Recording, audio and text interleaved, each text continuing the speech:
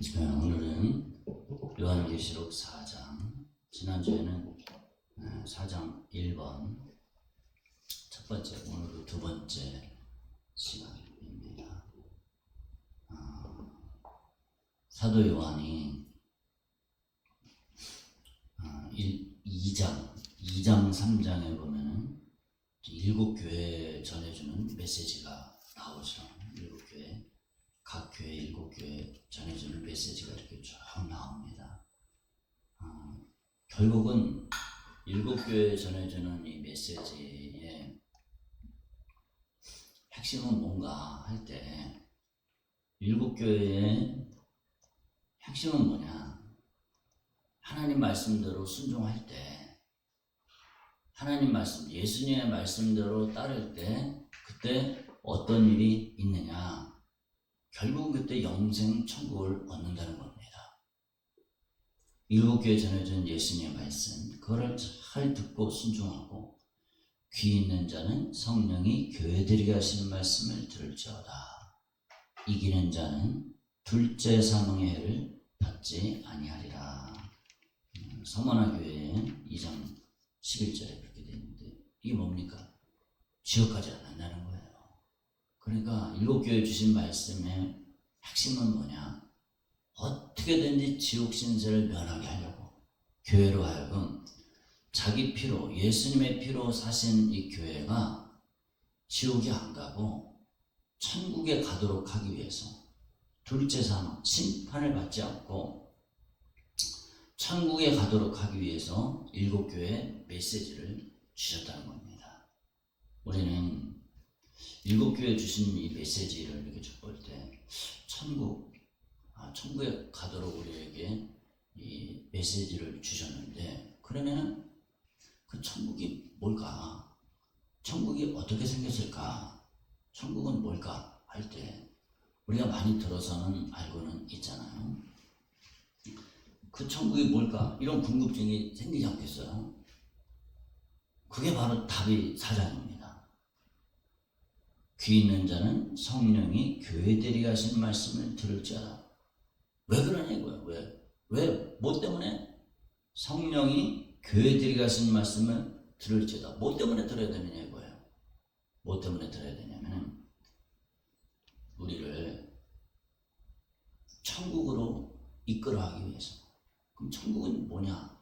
천국은 거룩하신 하나님이 거하시는 곳이다. 그게 답이 4장입니다. 4장 1절에 보면, 이 일 후에 내가 보니 하늘에 열린 문이 있는데, 이제 3장까지는 땅의 일, 지상교회에 대해서 말씀하시고 계시잖아요. 지상교회, 땅에 대해서 이렇게 땅의 일을 얘기하죠. 지상에 있는 교회에 대해서.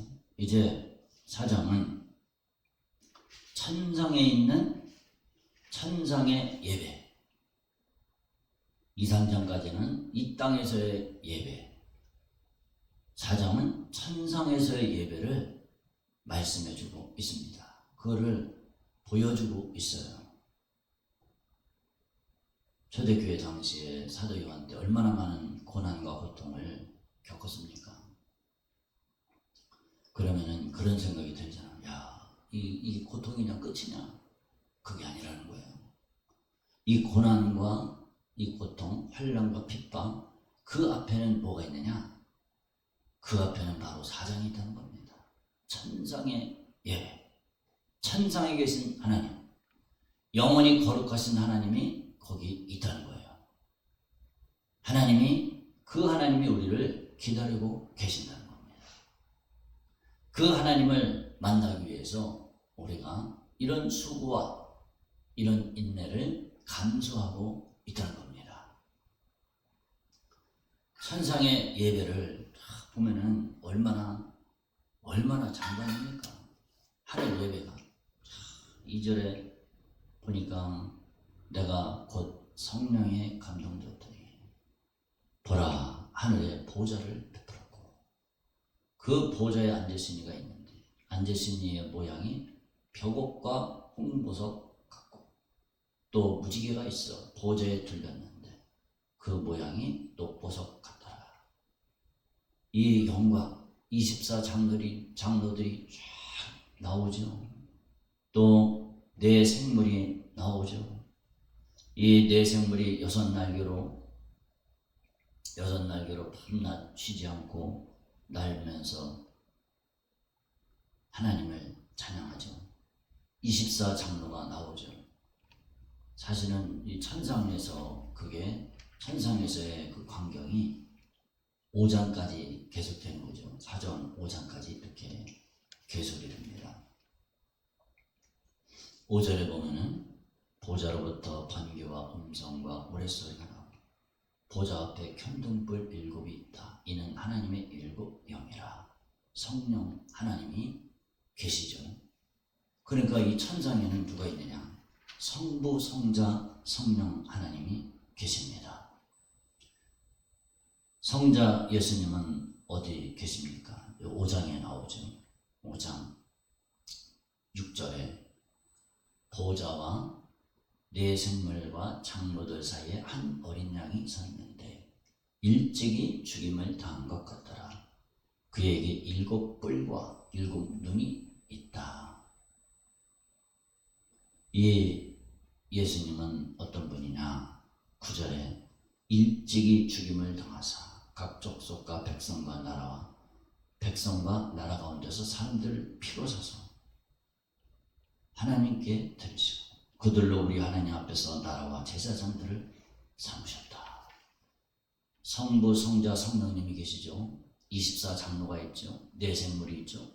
수많은 천군 천사들이 있죠. 이게 천상의 예배 모습이 이렇게 쫙 펼쳐집니다. 현재 우리가 드리는 이 예배가 사실은 이 하늘 예배하고 연관이 되어 있습니다. 연결이 되어 있습니다. 우리가 드리는 예배는 바로 하늘에서 드리는 예배하고 이렇게 연결이 되어 있다는 거예요. 우리가 드리는 예배, 그냥 눈에 보이지 않는 하나님께 예배하고 경배하지만 우리는 지금 여기 4장, 5장에 나타난 이 하나님, 천상에 계신 이 하나님께 우리가 예배드리고 있다는 겁니다. 이 하나님을 오늘 우리가 만난다는 것이고 우리가 이 하나님 앞에 드리는 거고 이 하나님이 우리와 함께 하신다는 거예요. 얼마나 영광스러운 장면입니까? 얼마나 놀라운 장면이에요. 예수님의 하나님의 성부 하나님의 모습을 보면은 그 모양이 벽옥과 홍보석 같고 무지개가 있어 보좌에 둘렸는데 그 모양이 녹보석 같더라. 하나님의 모습이 벽옥과 홍보석으로 나오고 또 무지개는 녹보석 같고 하나님의 모습을 설명할 때 묘사를 할 때 세 가지 보석이 이렇게 나옵니다. 이 세 가지 보석이 어디 나오는지 혹시 알아요? 구약성경에 어디에 나오는지 압니까? 아세요? 이게 어디 나오냐면은 제사장이 입는 옷, 대제사장이 왜 12가지 보석을 흉패에 이렇게 두르잖아요. 거기에 그 중에 이 세 가지 보석이 이렇게 나옵니다. 대제사장이 입는 옷에 나오는데 그럼 이게 무슨 뜻일까? 대제사장이 이 보석을 갖고 하나님께 예배하고 백성들과 하나님 중간에 서서 중보자의 역할을 감당을 하잖아요. 대제사장이 입는 이 옷은 이 하나님의 모습을, 하나님의 영광을 반영을 하고 있는 겁니다. 보석이 얼마나 아름답습니까? 최고로 아름다운 보석, 그것을 지니고 대제사장이 백성들과 하나님 사이에서 하나님을 어떻게 하면 만날 수 있을 것이냐, 이거를 이제 이끌어가는 그런 역할을 해주는 게 대제사장이잖아요. 이게 뭘까? 벽옥과 홍보석과 녹보석, 이게 대제사장의 가슴에 있잖아요. 이 흉패 여기에 보석이 있잖아요. 여기에 이스라엘 12지파의 이름이 12개, 각각 이게 한 지파씩 이게 새겨져 있잖아요. 이게 뭡니까? 하나님의 이 영광과 하나님의 이름, 우리의 이름이 하나님 가슴에 있다는 것이고 하나님께 있다는 것이고 또 보면은 5장 우리가 읽은 말씀 보면은 10절에 보면은 그들로 5장 10절 우리 하나님 앞에서 나라와 제사장들을 삼으셨으니 그들이 땅에서 왕 노릇 하리로다. 우리를 제사장으로 삼으셨다고 그랬어요. 그리고 구약시대는 대제사장이라고 별도의 직분이 있었잖아요. 하나님을 만나려고 그러면은 이 대제사장을 통해서 만나야 되는 거죠. 또 오늘날 우리가 제사장입니다. 그 과거에 대제사장이 입었던 이 옷에 보석이 있는데 이 보석이 뭡니까? 하나님의 영광을 반영을 해주는 거예요. 하나님의 영광을 반영해 주면서 그 하나님의 영광에 누가 들어가느냐? 이스라엘 12지파, 12족속이 여기 들어가 있다는 거예요. 하나님의 영광이 들어가 있다는 거예요. 야, 하나님의 영광으로 이스라엘 12지파를 초대하는 거예요. 이스라엘 백성들 너희들이 어디 있는지 아냐? 너희들의 정체성이 뭔지 아냐? 세상 민족 중에 가장 작고 가장 연약하고 가장 낮아. 별볼 없어. 근데 그들에게는 뭐가 있느냐? 하나님의 영광이 있다는 거예요. 하나님의 영광으로 그들을 초대합니다. 그게 누구냐? 오늘 이제는 우리라는 거예요. 우리. 하나님의 영광으로 우리를 주님이 초대하십니다.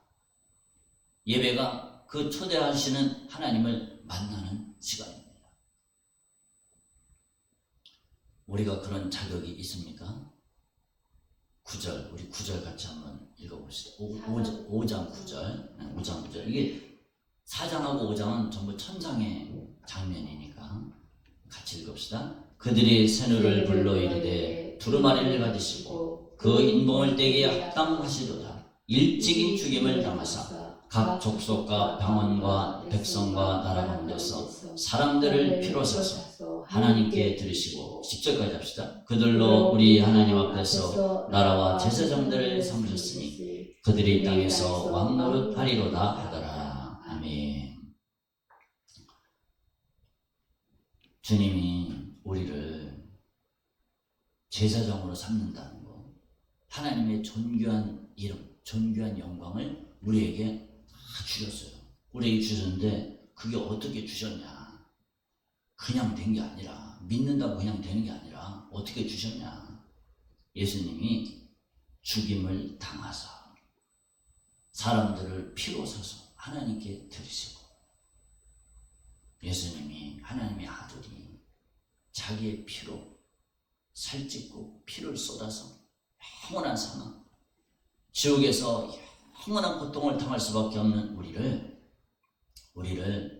주님의 영광을 우리 가슴에 새기고 하나님의 영광을 우리 속에 주셨다는 겁니다. 하나님의 영광의 광채를 우리에게 주셨어요. 그러니 이게 얼마나 영광스럽습니까? 우리가 그 영광을 잘 몰라요. 우리에게 주신 그 하나님의 영광의 빛, 그 영광을 우리가 잘 모릅니다. 근데 이거를 알라는 거예요. 우리로 하여금 알아라는 겁니다.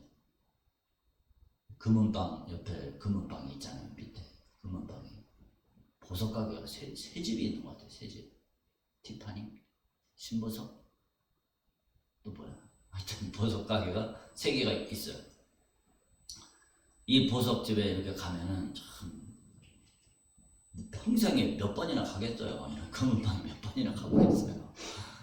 이런 걸 여기 딱 보면은 참 예쁘잖아요. 다이아몬드나 이렇게 보석 같은 게 얼마나 예쁩니까? 야, 보석을 하는 거, 코딱지만한 거, 하는 거 하나가 뭐 수십만 원, 수백만 원 그러지 않습니까? 참 존귀해 보이고 귀하게 보이고 그러는데 이 코딱지만한 거 이거만이 아니라 진짜 한 주먹만한 거, 이따만한 거 이런 거 하나 갖고 이렇게 집 안에다 놓고 받았으면 좋겠다. 그런 생각이 들 때도 가끔 있는데, 보석이 중요한 게 아니라 우리는 이 세상에서 줄 수 있는 이 가치, 영광, 그거하고 비교할 수 없는 엄청난 영광이 어디 있습니까? 하나님께 있고 그 하나님의 영광을 우리 안에, 우리 속에 이미 다 주셨다는 거예요. 예수님의 피로 말미암아 우리의 생명보다, 주님이 자신의 생명보다 우리의 생명을, 나를 더 귀하게 여기시고 내 생명을 위해서 아주 그냥 가차없이 자신의 목숨을 다 버리셨습니다. 그리고 우리를 영광과 존귀로 관을 씌워 주셨습니다. 하나님의 영광을 아는 이 빛을 우리에게 주셨어요. 그것을 어떻게 주셨습니까? 성령으로 우리에게 주셨습니다. 얼마나 이것이 영광스러운 일입니까? 영광스러운 일이에요. 사도 요한이 계시를 받고 이 모든 요한계시록에 나타나는 모든 거, 교회에게 주신 이 메시지들을 받는데 어떻게 된 거냐? 누가 하셨냐? 2절에 보면 내가 곧 성령에 감동되었더니, 이 모든 과정에 전적으로 주관하시는 분이 누구냐? 성령 하나님이라는 겁니다. 삼위 하나님, 삼위 하나님께서, 성령께서, 성령은 누구십니까? 지혜와 계시의 영이십니다. 성령께서 그 모든 과정들을 다 주관하시고 다 이끌어 가셨습니다. 천사는 어떻게 보면 그런 천사도 계시를 보여주지 않느냐. 근데 천사는 어떻게 보면은 좀 보조하는 역할, 주관하는 역할은 성령님이십니다. 그렇게 이해를 하시면 되겠습니다. 보좌의 4절 보면은 24장로들이 있고 그 보좌들 위에 24장로들이 흰 옷을 입고 머리에 금관을 쓰고 앉았더라. 이 장로들이 도대체 누구냐? 이거 갖고 참 논란이 있습니다. 이 땅에 있는 성도들의, 하나님의 백성들의 대표자다. 구약의 12지파, 신약의 12사도. 그래서 합해서 24장로들이다. 혹은 어떤 분들은 아니다, 이 24장로는 천사들이다. 이렇게 두 가지 견해가 있습니다. 뭐가 정답인지는 가봐야 아는 거죠. 근데 제 생각에는, 개인적인 생각에는 첫 번째 의견이 맞는 것 같아요. 왜 그럴까 할 때 10절에 보면 24장로들이 보좌에 앉으신 이 앞에 엎드려 세세토록 살아계시는 이에게 경배하고 자기의 관을 보좌 앞에 드리며 이르되, 우리 11절 같이 한번 읽어볼까요? 우리 주 하나님이여, 영광과 존귀와 권능을 받으시는 것이 합당하오니 주께서 만물을 지으신지라 만물이 주의 뜻대로 있었고 또 지으심을 받았나이다 하더라. 아멘. 이 관이, 면류관이 하나님으로부터 주어진 거니까, 이 땅에서 행한 일들, 거기에 따라서 주어진 일이니까 그 관을 하나님께 드리는 것을 보았을 때, 이건 제 생각입니다. 저의 개인적인 견해입니다. 이 24장로들은 구약의 12지파의 대표, 신약의 12사도의 대표, 그러니까 결국 하나님의 백성들의 대표자, 사람으로 보는 것이 좋지 않을까, 이런 생각을 해봅니다. 어쨌든 5절에 보면, 우리 5절 같이 한번 읽읍시다. 보좌로부터 번개와 음성과 우레소리가 나고 보좌 앞에 현등불 7이 있으니 이는 하나님의 7 영이라. 아멘. 보좌로부터 뭐가 있느냐? 번개와 음성과 우레소리가 났습니다. 여기서 이 음성이 무슨 음성이 날까? 이거는 잘 모르겠어요. 무슨 음성을 얘기하는 건지. 어쨌든 번개가 치고 우레소리가 났습니다.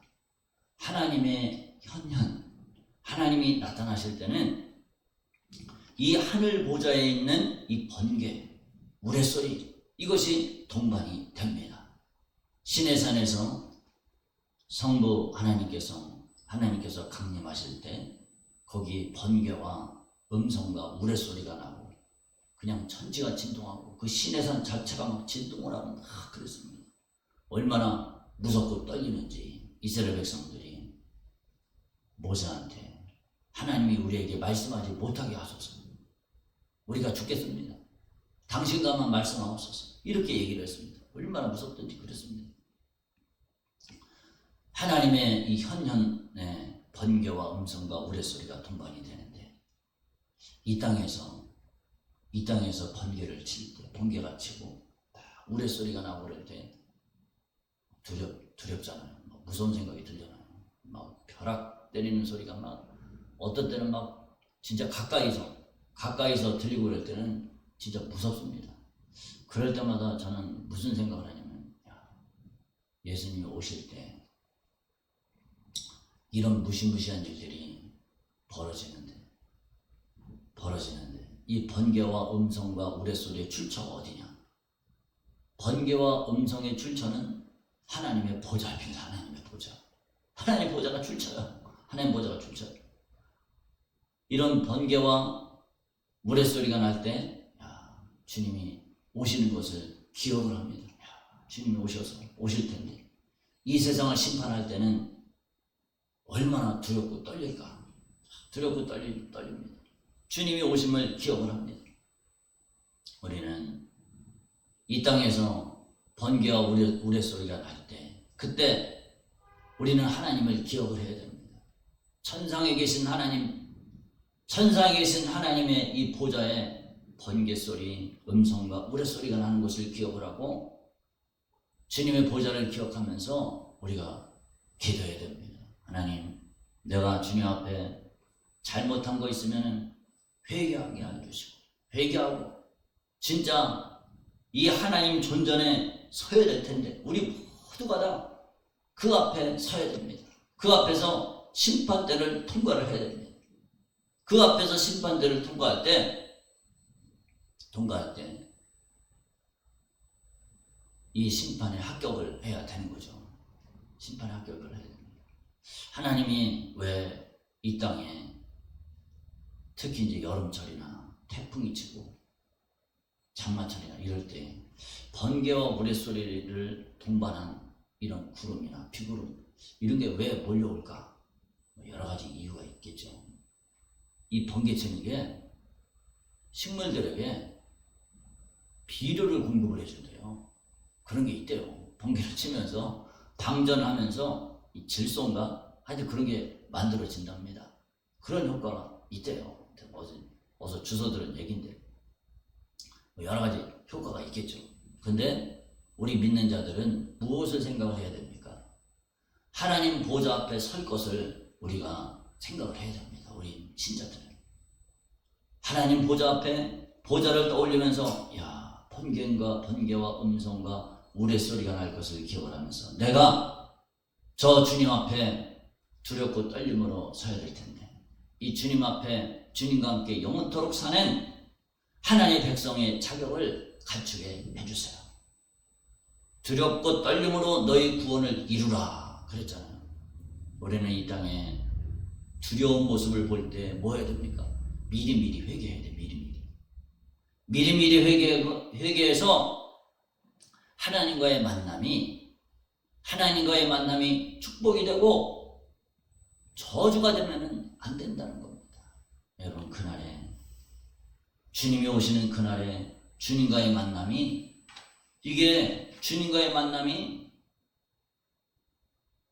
저주가 되면 안 됩니다. 계시록 1장 7절 우리 같이 한번 읽어봅시다. 계시록 1장 7절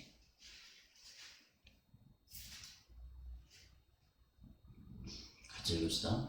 볼지어다 그가 구름을 타고 오시리라. 각 사람의 눈이 그를 보겠고 그를 찌른 자들도 볼 것이요 땅에 있는 모든 족속이 그로 말미암아 애곡하리니 그러하리라. 아멘. 주님이 오시는 그날 우리는 애곡하는 자들이 되면 안 됩니다. 애곡하는 자들이 누굽니까? 주님을 모르는 자들, 주님을 핍박하는 자들이 되면 안 됩니다. 16절, 우리 6장 16절 같이 한번 읽어봅시다. 6장 15절부터 17절 같이 읽읍시다. 땅의 임금들과 왕족들과 장군들과 부자들과 강한 자들과 모든 종과 자유인이 굴과 산들의 바위 틈에 숨어 산들과 바위에게 말하되 우리 위에 떨어져 보좌에 앉으신 이의 얼굴에서와 그 어린 양의 진노에서 우리를 가리라. 그들의 진노에 큰 날이 이르렀으니 누가 능히 서리요 하더라. 아멘. 그러니까 1장 아까 읽었던 우리 1장 7절이 확대된 게 15절부터 17절 말씀입니다. 1장 7절이 확대된 게 그 말씀입니다. 예수를 대적한 사람들, 그를 찌른 자들, 주님을 핍박한 사람들, 하나님을 모르는 사람들, 성령을 거역한 사람들, 이러면 결국 이 상황이 됩니다. 주님과의 만남의 시간이 하나님의 진노의 얼굴을 맞닥뜨리면은, 진노의 얼굴을 맞이하면은 그날은 이제 끝장입니다. 끝장입니다. 그들의 진노에 큰 날이 이뤘으니 누가 능히 서리요. 얼마나 이 주님의 두려움, 주님의 이 경외하심, 주님의 이 준엄하심, 그 하나님을 만날 때 얼마나 두려움은 산들과 바위에게 우리 위에 떨어져 보좌에 앉으신 이 얼굴에서 그 어린 양의 진노에서 우리를 가리라. 얼마나 두렵고 떨리면 이런 얘기를 하겠습니까? 굴과 산들의 바위 틈에 숨는다고 그랬어요. 주님이 오시는 그날이, 주님이 재림하시는 그날이 이렇게 숨는 날이 되면은, 공포의 날이 되면은 안 된다는 겁니다. 그러려면 어떻게 됩니까? 주님이 오시는 그날이 내 최고의 기다리는 날, 영광스러운 날이 되려면 어떻게 됩니까? 성령 충만하고 귀 있는 자는 성령이 교회들이 하신 말씀을 들을지어다. 성령의 음성을 듣고 순종하는 그런 사람들이 될 때 주님과의 만남이 축복스러운 만남이 된다는 거예요. 우리는 진짜 주님과의 만남을 축복스러운 만남으로 우리는 날마다 그렇게 만들어가야 됩니다. 보좌 앞에 이 네 생물이 이렇게 나오는데, 보좌 앞에 네 생물이 딱 등장을 합니다. 이 네 생물은 어디 나오냐면 계시록 에스겔 10장 20절에도 보면은 네 생물이 나오는데 그룹으로 이렇게 나오죠. 시편 18편 9절 10절에 보면 그가 또 하늘을 들이우시고 강림하시리니 그의 발 아래는 어두캄캄하도다. 그룹을 타고 다니시며 바람 날개를 타고 높이 솟아오르셨도다. 시편 99편 1절 여호와께서 다스리시니 만민이 떨 것이요 여호와께서 그룹 사이에 좌정하시니 땅이 흔들릴 것이로다. 그러니까 하나님은 그룹을 타고 다니십니다. 이 천사, 그룹이라는 천사를 타고 다니십니다. 이렇게 말씀하시고 계세요. 이 그룹 천사는 희한하게 다른 존재들하고는 사도 요한이 대화를 하는 것이 나와 있습니다. 24장로 중 하나하고도 대화하고 또 천사들하고도 이렇게 대화하는 장면이 나오는데 이 그룹 천사들하고는 사도 요한하고 대화하는 장면이 하나도 안 나옵니다. 그 부분이 조금 독특합니다. 또 이사야서 6장에 보면은 스랍이라고 이렇게 나오죠. 이 그룹 천사들이 이렇게 나옵니다. 이들이 뭐하냐? 한낱 쉬지 않고 이르기를 거룩하다 거룩하다 거룩하다. 주 하나님 곧 전능하신 이요 전에도 계셨고 이제도 계시고 장차 오실 이시라. 주님은 전능하신 분이요 거룩하신 분이요 전에도 계셨고 이제도 계시고 장차 오실 분입니다. 아무도 이런 수식어를 쓸 대상이 없습니다. 전에도 계셨고 이제도 계시고 장차 오실 이런 수식어를 쓸 대상이 없습니다. 오직 주 하나님밖에는 없습니다. 우리가 드리는 예배가 이 영광스러운 내 생물이 내 천사가 찬양한 그 하나님 앞에 우리는 드리는 예배라는 것을 우리는 명심해야 될 것이고, 무엇을 찬양합니까? 나를 영원한 사망과 지옥에서 건져내 주신 그 주님을 찬양을 해야 되는 겁니다. 아까 볼 때 3절에 보면은 또 무지개가 있어 보좌에 들렸는데 그 모양이 또 보석 같더라. 무지개가 무엇입니까? 무지개가 언제 나타났습니까? 노아 홍수 때 무지개가 나타났잖아요.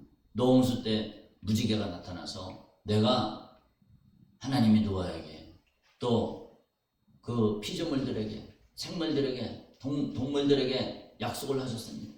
두 번 다시 이 세상을 홍수로 심판하지 않겠다.